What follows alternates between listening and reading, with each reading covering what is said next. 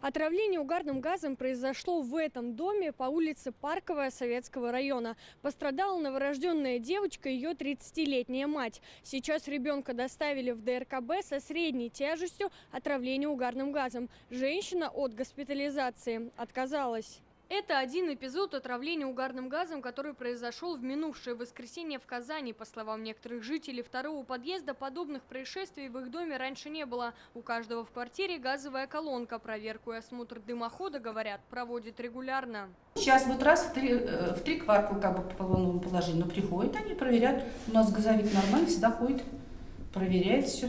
И в эту вентиляцию дымоход проверяет тоже. Ходит, проверяет. Дымоходы раз в год проверяет, ходит.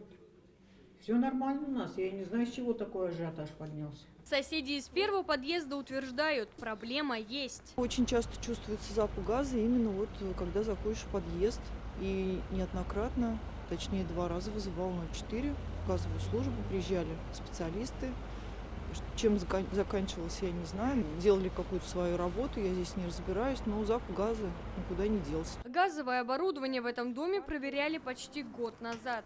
Техническое обслуживание в данном доме проводилось в январе текущего года. При повторном обследовании газовых приборов установлено, что газовые приборы находятся в исправном состоянии. В дымовых вентиляционных каналах тяга имелась. По словам жителей данной квартиры, они пользовались газовой колонкой при закрытых окнах и дверях. Еще одна возможная причина отравления – неисправность дымохода и системы вентиляции. Мы связались с Климсервисом, трубно-печной организацией. Они обслуживают дом на Парковой. Их нарушений нет. Ну, как сказал сам жилец, что когда в ванную вода набиралась, окно было закрыто, он сам сказал. А поскольку морозы передавило просто, и угарный газ, скорее всего, пошел в квартиру, поэтому ребенок отравился. Официальной версии случившегося еще нет. Прокуратура республики ведет проверку. Надзорное ведомство совместно со специалистами выяснит причины случившегося, а также проверит соблюдение требований безопасности при эксплуатации газового оборудования.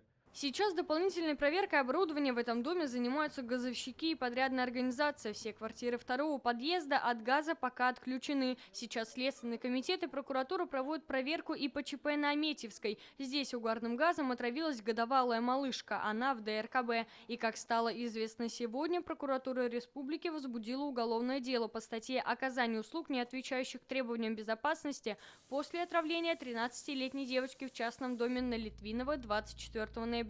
По предварительной версии, вопросы есть к работе подрядной организации. За год в Татарстане 39 случаев отравления угарным газом. 9 человек погибли, 77 пострадали. Из них 32 ребенка. Алена Струминская, Вадим Ларионов, ТНВ, Казань.